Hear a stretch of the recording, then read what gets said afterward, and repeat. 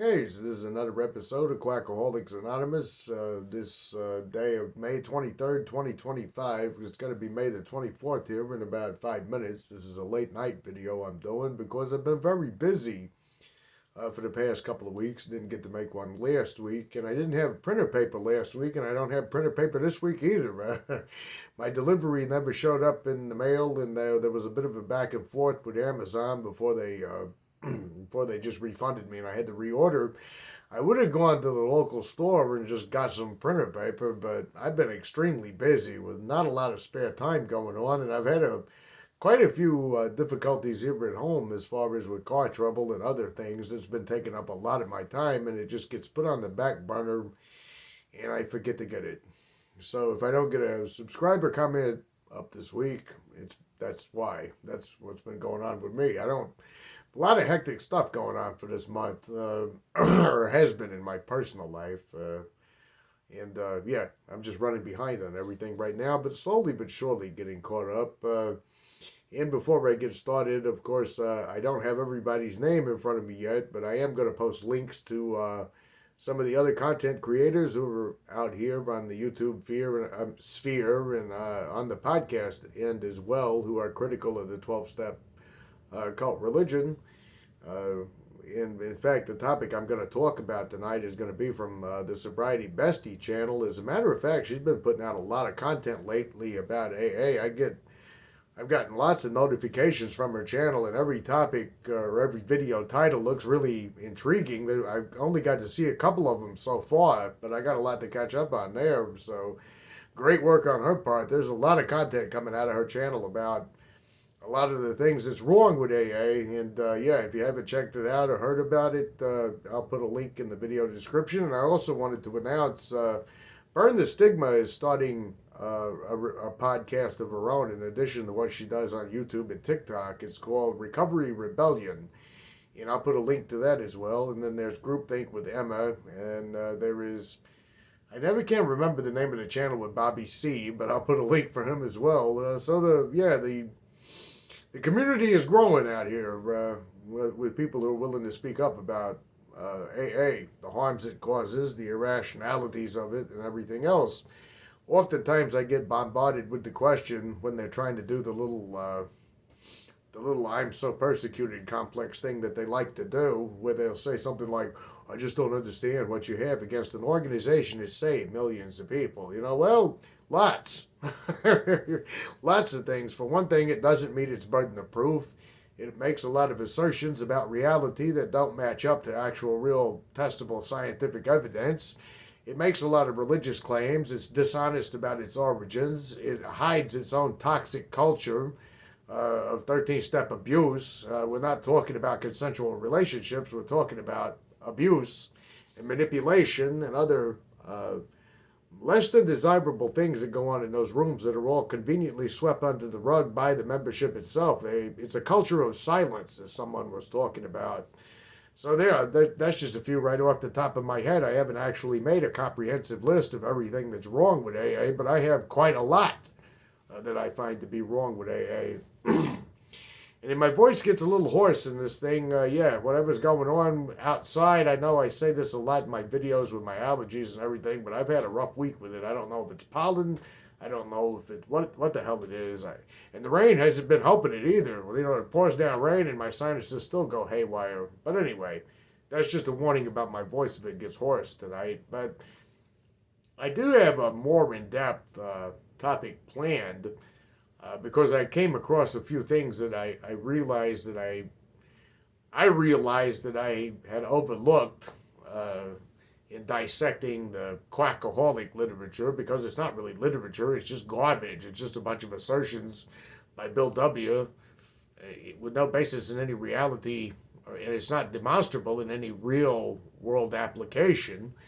But there was a couple of illogical things that I had stumbled across that had previously escaped my attention and I wanted to do a full-length video about, but that's going to require a few notes and a few other things, so I won't get to that this week. But oddly enough, I was watching one of Sobriety Bestie's latest videos. Like I said, there's a lot of content there, so I haven't got a chance to catch up to all of it, but it had something to do with this whole notion of hitting rock bottom. And there was somebody in the comment section that had made mention of, they had slipped. And they were kind of feeling a little bit conflicted and confused about what to do with it. Because, in AA, like Sobriety Bestie so accurately put it, it's almost like you have to have this unbroken chain of purity, which, by the way, hints at religious overtones to it. When it comes to a sobriety date, you're supposed to have this sobriety date. You're not supposed to make any mistakes whatsoever. And you hear this talk in the meetings about the first step is the only step that you have to get right and all this other bullshit, which I did a video before a long time ago, one of my older videos when I wasn't very good at this, about this myth of rock bottom and why I think it's really dangerous and detrimental. But the person was saying they had slipped up and they kind of didn't know what to do about it. Now, if you're going to remain in AA, in my opinion, which is almost something I would totally advise against anyway, because the culture itself is so incredibly toxic and the literature that you're exposed to is so irrational that over a period of time, if you get sucked into the little echo chamber that is AA, it can almost seem like normalcy. Like when you're surrounded by totally insane people, you become like the character in the old film, The Shock Corridor, where he tries to live in an insane asylum to try to investigate a murder, and he ends up going insane. In that context, I would have to agree that insanity is almost contagious in a toxic environment when that's all you're surrounded by and that's all you're interacting with. You can lose touch. I did. So it's not like I'm immune to all this or anything like that. But the myth of rock bottom, if you're going to remain in AA, I'm just going to tell you this. If you do have a slip or a relapse or whatever else, and you decide that you have to get honest, and you go in there and you confess to this, you're going to be treated differently. And right here, let me pause for a second and say I need audience participation with these videos to clarify what I'm talking about. Otherwise, it's going to be that old timer that's going to come in and they're going to say, I've been going to meetings for over 20 years and I've never seen anything like what you're talking about. There was even a comment on a video not too long ago. Well, I've been in AA and I've never seen anything like that. Right. I don't believe you. And I've given examples about this, but just chime in on the comments at the end of this video and tell me if I'm not telling the truth about this thing, and maybe we could get more voices chiming in on this before some asshole from AA rolls into my comment section and says, what you're talking about I've never seen in AA meetings anywhere. Yeah, right. I can also point out before I continue any further why that's bullshit when someone does that, and why it's almost dishonest, because I grew up, had to take a hit of the sacred vape. It's my higher power. And I want to do, well, anyway, I'll meander. I grew up in a very Catholic environment, in a very Catholic-centered type community where the Catholic Church was kind of, even if it wasn't something that you were interacting with on a daily basis, it was kind of central to your existence. Its presence was felt everywhere, even in my own house growing up. I mean, there's typical stereotypical kind of Italian picture that you'd have in your mind. You got a picture of the Virgin Mary hanging on your wall. You wake up in the morning, you do this before, and all that other kind of thing. And I did actively participate in the church. I wasn't just a person sitting on the sidelines. I was involved. And I could come forward right now and say, well, you know what? I'm 47 years old, and most of my childhood and young adulthood, not really young adulthood, but late teenage years, was spent in and around the Catholic Church, and I never saw any sexual abuse. I never saw anything like that. I never saw a priest molesting another child or anything like that. Would that invalidate the massive sex abuse scandals that have rocked the church, that keep getting exposed all the time? Would that change the reality of what happened in those orphanages in Ireland or other human rights abuses that's been perpetuated? Or even, I'm sure there's plenty of people that are members of, say, the Southern Baptist denomination of Baptists that never saw any youth pastors doing anything with underage children or anything like that. That doesn't mean it doesn't exist. And this is when the AA members will do their little tap dance. They're real good at tap dances. They'll start tap dancing around. Oh, I never said it didn't exist. I just said I never saw it. Why are you saying that I said it never existed? If there was a game that you could play where you twist yourself in pretzels lying and ducking and dodging and weaving and redefining words and sentences, AA people would be champions at that. That's one thing they're very good at. But it is in AA, before someone rolls in and says it doesn't happen, it's in AA that you really have to hit rock bottom. And if you do pick up a white chip, if it's a slip, they're going to treat you differently. And that's why I was saying, participate in the comments and let me know you know that's true before some old timer says, I never saw it. But you treat it differently. I remember the first time that I was in AA, way back when I was new and I was, innocent enough and naive enough, very cringeworthy, to believe that this was the real deal, that everybody in there was really actively trying to live better lives, that everybody in there was really dedicated to helping other people and all this other kind of bullshit. When I was really brand new and green at the whole entire thing and people were patting me on the back, oh, I'm glad you're here. I'm glad you're here. It's good to see you doing so well. And everybody was giving me the love bombing that they normally do when you're members of a cult and you're new because they need you to stay in the cult. I really felt, I guess, a part of the community. I really felt like I belonged. I really found, I was kind of like, I found my people kind of thing there, because everybody was telling me they understood me. Everybody was telling me, I've been where you've been. I'm just like you. I'm exactly like you. I always kind of resented that when someone would hear me say a couple of sentences and they would immediately puff up and say, oh, I know where you're coming from. I was just like you. You don't know if you were just like me or not. You don't know anything about me. You're basing that on your own projections when you say something to me like that. But there was the day that I slipped, and I've talked about this on here before, but my very first slip, I wasn't like on a bender. That didn't come until much later in my life, after I'd been in AA for almost 7 or 8 years, when I lost the ability to even drink without going on a bender.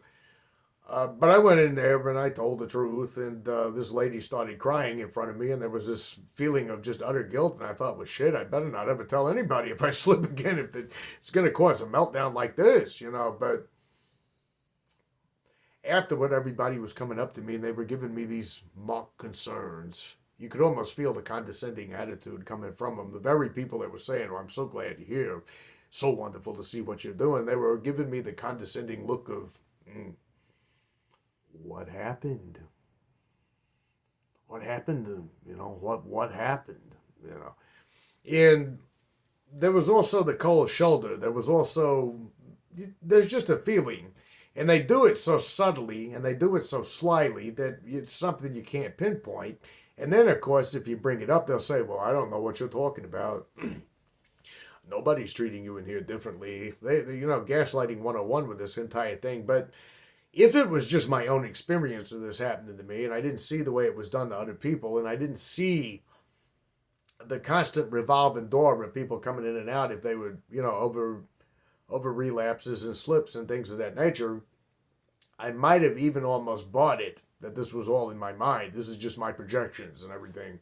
But it's there. Like, people who were normally talking to you and wanting to hang out with you and have conversations with you, they all kind of turn their back on you. They kind of cold shoulder you in a very sly, subtle way. Like, you come up to them and they kind of turn, get them, you're not one of us. This circle is for us, and you're not one of us, kind of thing. Now, of course, if you actually get them to own up to this, they'll say, well, we're only doing this because we care about you. We can't enable you, Kind of like sociopathic character Kirsten The Sopranos, who's literally fucking over this guy he met in AA, and he's literally ruining his life, and he says, I don't want to enable you, kind of attitude. But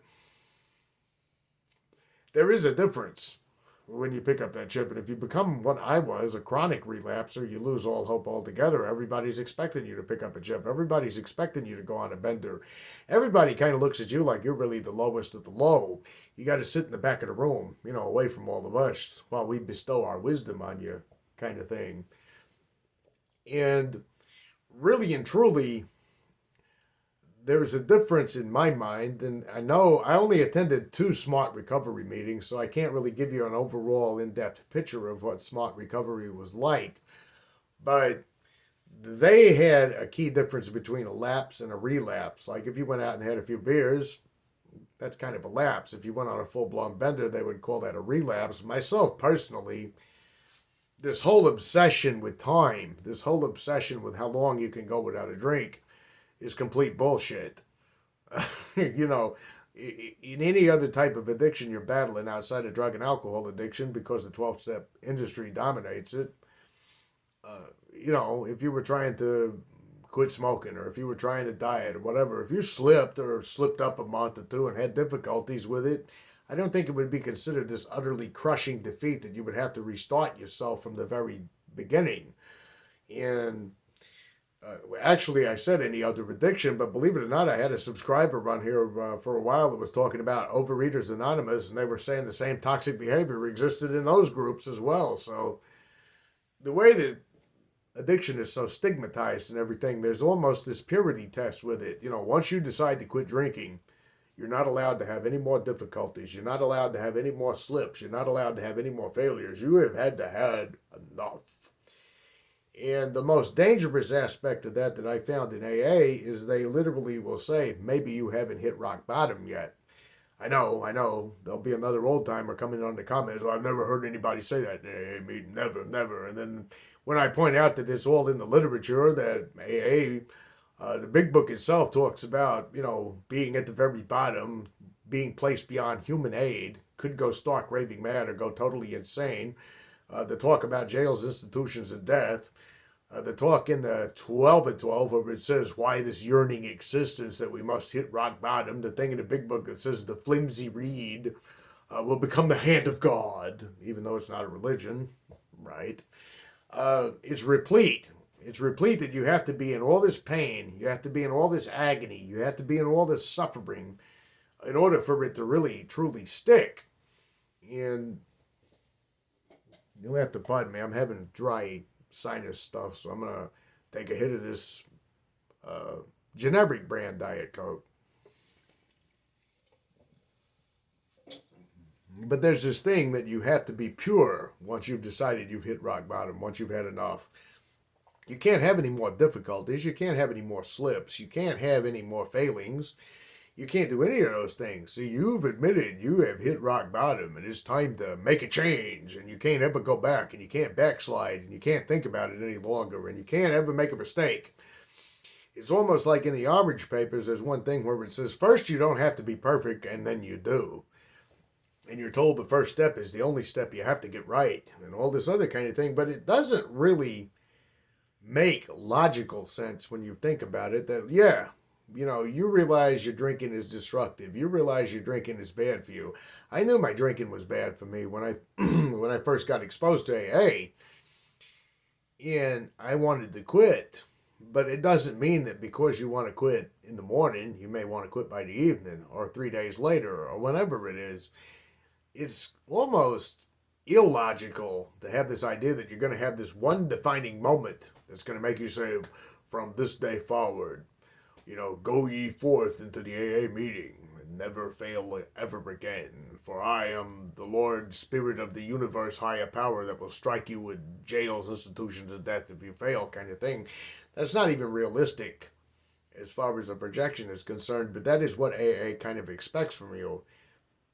And if you repeatedly fail or fuck up and pick up white chips, or if you go in there and you say, I had a few beers over the weekend, you know, I got to start over, which is bullshit too. You mean, if you made it 7 or 8 months and you had a few beers, you didn't really lose the 7 or 8 months. You had 7 or 8 months and the temptation was too strong and you slipped.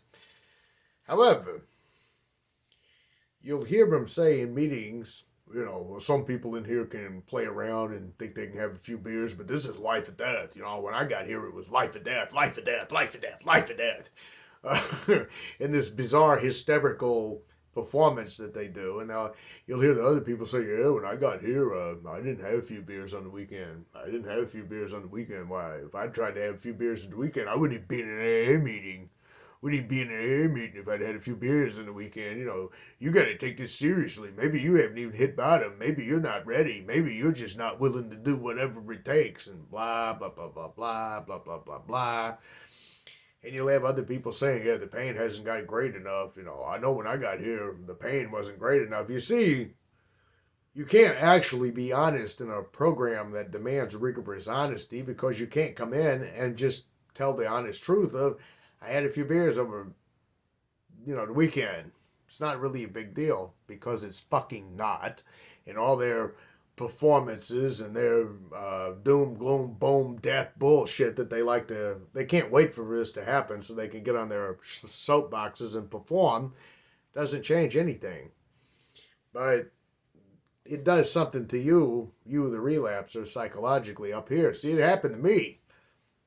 It had me thinking that very same thing. Wait a minute.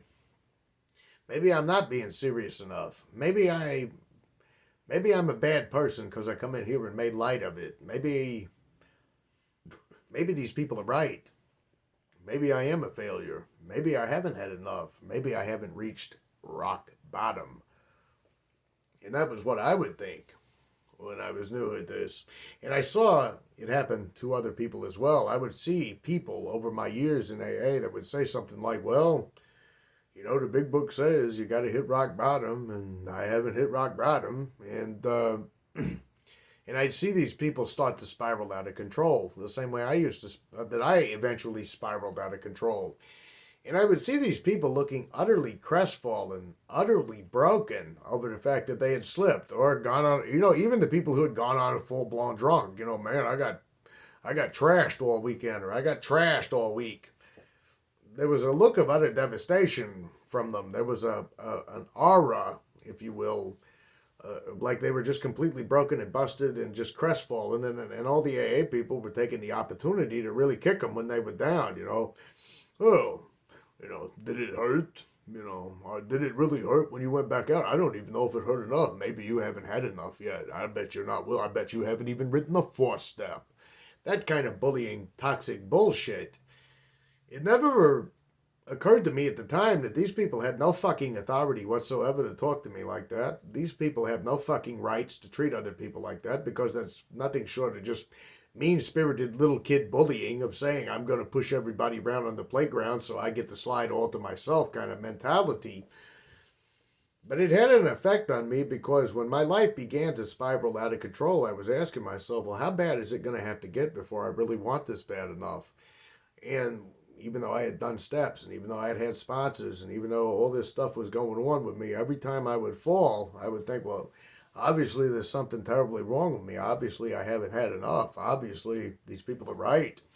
Maybe I really need to suffer. Maybe, there was a couple of times I had minor little slips over the years in AA that I would literally think to myself, well, what's the point? What's the point of me just having a minor slip?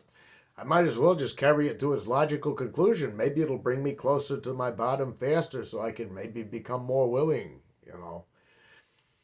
And I would see people in and out, going through similar experiences, in and out, which is why I said earlier in this video, chime in on the comments, let me know, is that not what goes on in meetings when you relapse, or when someone relapses? Do they not get the cold shoulders? Do they not get told you haven't had enough? Do they not get read parts of the big book where it says jails, institutions, and death? Do they not get told that this is serious, this is life or death, and if you're not willing to do it, go out there and drink more? Which is a terrible thing to say to somebody, because there was an idea I heard one time about a potential reality TV show back in the days when reality TV was ruling everything. I don't know if it still does or not. I don't really watch television much anymore. But they were talking about setting up a reality type TV show where they would dangle heroin in front of heroin addicts and just see which heroin addict would break first. It's that kind of wanton, ugly fucking cruelty that dominates the rooms of Quackaholics Anonymous, where they're gleeful about it. I saw people relapse that would come in, and I would see them get picked apart in shares. Like there was one guy, he had some job in, I can't remember what it was. It was like a fancy department store, like Brooks Brothers. That was the name I was trying to say, Brooks Brothers.